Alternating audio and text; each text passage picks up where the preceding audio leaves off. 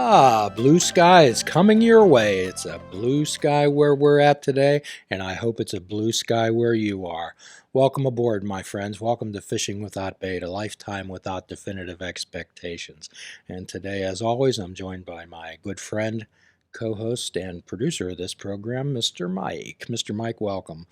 If you're looking for some place to go, if you don't have a seat at another table. If you have the honesty, open-mindedness, and willingness to try, you're always, always welcome here.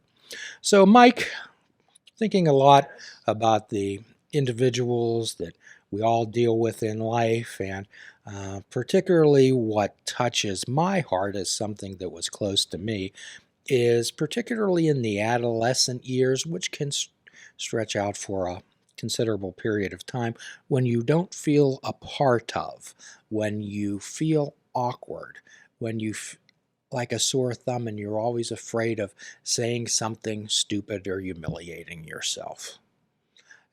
Can you call? I know that you were probably the coolest kid in. Oh, yeah. Oh, absolutely the coolest kid. Right. So I don't know how closely you can relate to what we're talking about. Have you ever felt like that? Oh, absolutely. I mean, school was all about the cliques and not being a part of it. And it was a very small school, so the cliques were very tiny. There weren't very many to belong to. And if you were different, you were pretty different. So there's a template that people have for what a teenager should be, what a 20-something should be, a 30-something, 40-something, 50-something, brother, sister, wife, girlfriend, husband, boyfriend. I have no idea where these templates got created. So, however, if you don't fit right into that template, then you feel left out, you feel not part of. Did you ever run around with a group of people or maybe associated with them, and occasionally they'd go somewhere, they'd have a party, or have some type of a gathering, and you were excluded, you weren't invited? How'd that make you feel? Well, I was never invited to the parties and etc. So I mean, there was a lot of that. There was a lot of hearing about things like that happen. Again, thinking in the high school framework. And quite often when a young man or a young lady would go to their parents and they'd be crying, they'd be heartbroken, their parents would generally say, well, just ignore them or get over it. Those people aren't good enough for you, those type of things. Does that help? Does that ease the pain? It doesn't ease it because you're still not belonging to something like that, right? You still have that hole that you've maybe created for yourself. So when you're dealing with a person like that, you validate their pain. You say, yes, that hurts. Yes, that's awful. So what we try to help people understand on this show is that, first of all, there's a baseline of what normal is, and I guess normal is a setting on a washing machine. However, that's what people judge their existence against. So I help people understand that perhaps being a few standard deviations away from the norm doesn't make you strange or weird or awkward. In our world, we believe it makes you special. And I think that's something that takes people a long time to figure out. It feels like when people have, quote unquote, found themselves maybe in their 20s, some of us in our 30s, some of us in our 40s, and just kind of go all in on something like that. For me, it's like, oh, hey, no, I really like pro wrestling and podcasting. I'm going to go all in on this. And the community kind of finds you after that. I don't know how widespread or accepted the wrestling scene is. However, there are many people out there who scoff at it. And because of your interest in it, they would view you as perhaps strange, or why don't you do something worthwhile, Mike? Absolutely. Anybody ever said that to you? Oh, a lot. When I run into things, it's an interesting conversation starter. It's also interesting to take stock of people when you tell them about that too, and how do they react to it? Or is it a curiosity and accepting, or a complete rejecting of that idea? So again, we use many of the phrases that we use in our daily life come from Latin, and one of them is primum non nocere I'm hoping I'm pronouncing that correctly. However, what it translates into is do no harm. And I hope everyone pays attention to what we're saying now. Your job as a human being on this planet, dealing with others, is to do no harm. Do no harm. And if you're not doing any intentional harm to anyone, does it really matter, Mike, whether we're walking down the street with an aluminum foil hat on to keep the space aliens from influencing us? No, Does it matter? no, it doesn't. No, it doesn't. Because as long as we're not hurting anybody, we can do about anything, right? Absolutely. So this is what we talk about freedom, and this is what we talk about those powerful words that we always use. I choose. Mm-hmm. I choose. We always want to be around like-minded people. So how did you find that like-minded world, Mike? The internet. The internet does a lot for it. Also, I went to an art school, so there's a lot of the alternative-minded people there, and you're going to find your clique.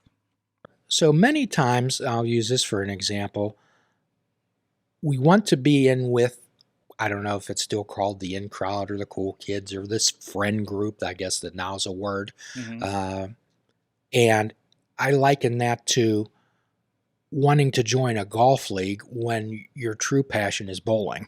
Mm-hmm. And sometimes we do that. I feel like that's something that I can speak to that a little bit, because I remember back in the day thinking I needed to be in sports. I needed to join a team. We didn't have a football team in my school. I needed a, I remember one day I collected all these sports cards. Then I realized I don't like these sports. Why am I collecting these things? Because I thought it was a thing that I, as a 13-year-old man, needed to do, and now I just have these, and it just stops at that point for me. Well, maybe some of the group that you were associated with or wanted to be with, maybe at that time, maybe their interest was baseball cards. Mm-hmm. So as naturally to be part of that group, what do? You go buy baseball cards, Right. and try to develop that interest. Okay? So the idea is what we always talk about is being comfortable with yourself. Mm-hmm. And self-concept, self-esteem. We're much rather interested in what's right about a person rather than what they believe is the other way. When you walk into a doctor's office, what's one of the first things that they say? What's wrong? What's wrong? Yeah. There's always something wrong, What right? What brings you in today? I was listening to another show, and they're like, why can't a doctor just say, hey, you're all right today? Just keep doing that. Well, quite often I'll greet people and I'll say, what's right about you today? Tell me something good about yourself. And a lot of people stumble over that because they've rarely, if ever, been asked that question. What's good about you? If I had to put you on a witness stand as an example of humanity, what would you say about yourself? What would you say about yourself if you were picked out of a lineup as a representative of humanity, and you were the person who were going to make first contact with an alien culture? Of course, we'd be the alien culture to them. What type of attributes? What do you bring to the table? This is kind of the what is my list of somebody to be with me, right? A little bit. What is that intrinsic value inside of us? What are the requirements it takes to be with me? Mm-hmm. And what we try to help people understand is to expect some discomfort in life. Mm-hmm. Not every day is going to be rainbows and butterflies, and we're not always going to be riding the unicorn. John Denver had a song years ago, and he said, some days are diamonds and some days are stones. I actually took on a little bit of advice based on some of the discussions we've had a few episodes ago. And I do have a reminder at the end of the day now and says, what did I do right today? What was right about today? And that helps me kind of frame that, especially on those dark days, to say, we talked about like all the content we make here with Fishing Without Bait and other projects off air before the show, and that's something I can say, well, yeah, we made this, we moved forward in this, people are seeing this, and that helps brighten all the days. Well, it's the action and effort, and this particular message not only goes out to individuals, but perhaps individuals who have loved ones in their life or maybe suffering from some self-esteem issues. And one thing that irritates me about the world, Mike, is that people who are 15, 16, 17 years old, their feelings and emotions often run deeper than ours do, Right. but they're so often discounted. Oh, he'll get over it. She'll get over that.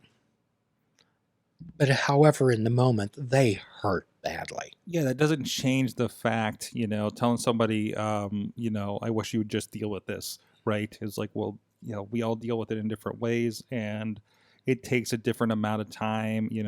Hey, I had that happen to me, and I was fine in 3 weeks. Uh, how we react is part of what makes us unique. Right. So getting back to the template deal, let's say a young lady has a template of a boyfriend, okay? Mm-hmm. And the template of a boyfriend might be somebody that's edgy, somebody that's exciting, somebody that does creative things, pushes the boundaries, maybe does things out of the norm that that individual normally wouldn't do, but they admire in somebody else. They kind of get a vicarious thrill out of associating with those type of people. Mm-hmm. Okay. However, the minute that if they decide to become legal according to this law we have and become married, the template for a husband is way different than a template for a boyfriend. Wouldn't you think, Mike? Mm-hmm. Mm-hmm. So no longer will you be out doing whatever you do. You are expected to fit into this template, to be a provider, to be home, to mow the grass, to do all those different types of things, correct? Absolutely. So on the other hand, there's a template for a girlfriend, okay?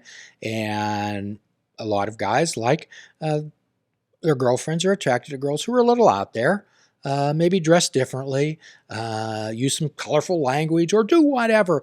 And really, they're participating and doing their life. Okay. However, there's really a different template for a wife, is there not? Mm-hmm. Yeah. Oh, It's kind of the one that you take home the mother, yes. kind of template, right? Yes, that's the template for that. And while there's, that kind of infers like you're looking for mom's approval, but it's also the one that's actually going to be good for you to stick around for a little bit. And we often talked on this show about not looking for people who want to find themselves, but rather create themselves. And how do they create themselves?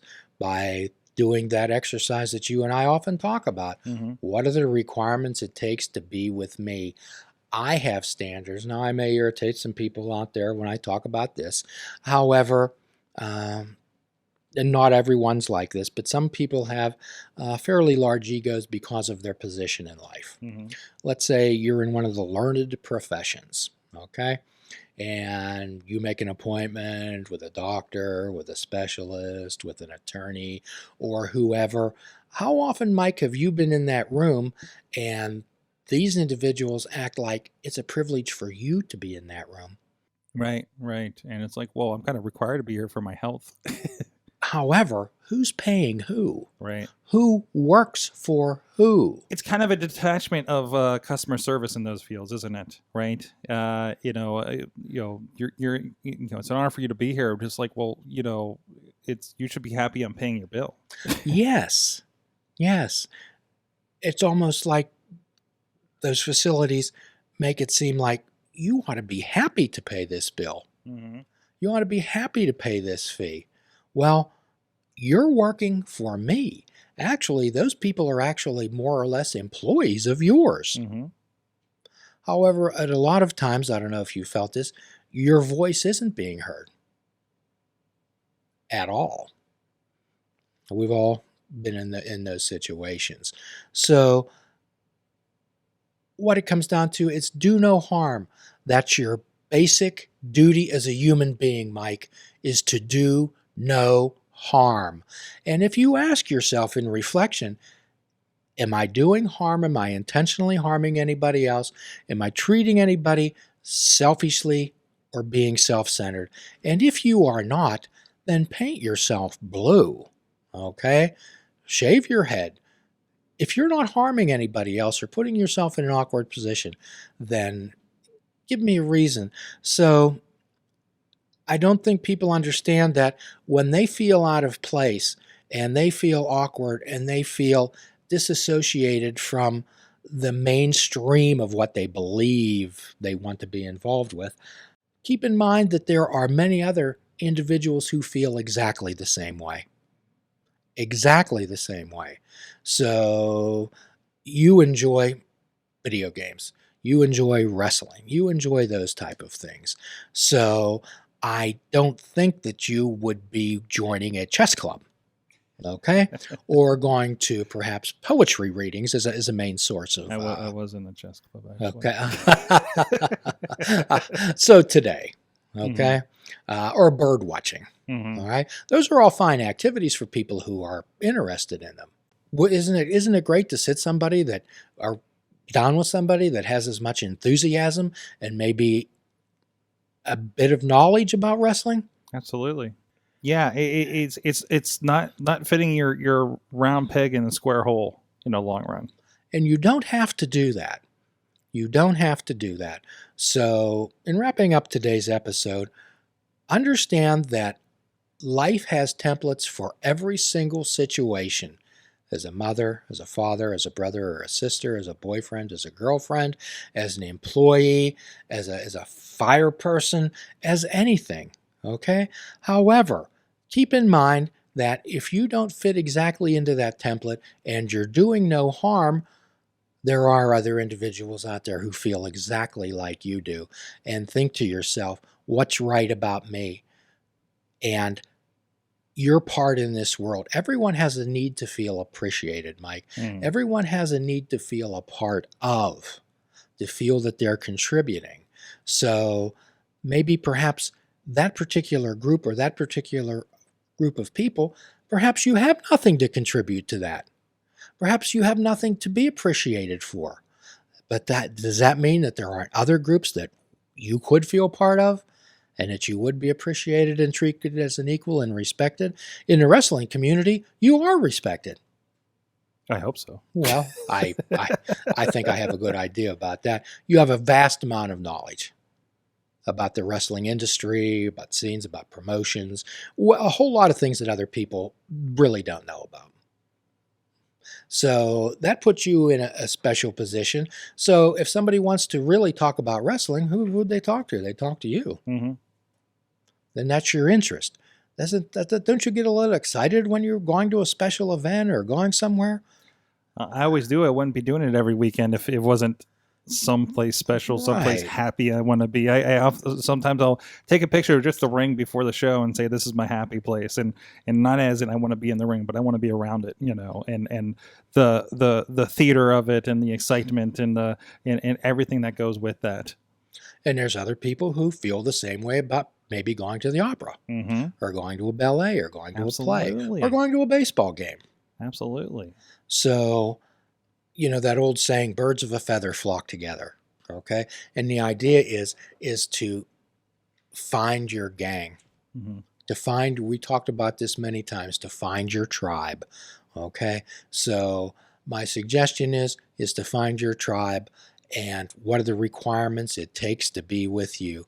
And as always, at the end of every show, we give a free prescription, fruits, nuts, and vegetables, unplug your television and take up fishing.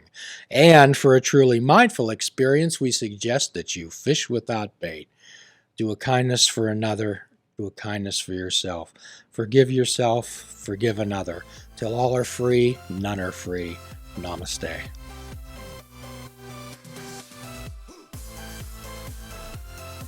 Please check out our website at fishingwithoutbait.com, where you can listen to the show, comment on our discussions, and find out where you can subscribe to our podcast. If you're interested in flying the colors of Fishing Without Bait, click the shop icon on our website. We have clothing, mugs, cell phone cases, and so much more. Show the world that you fish without bait.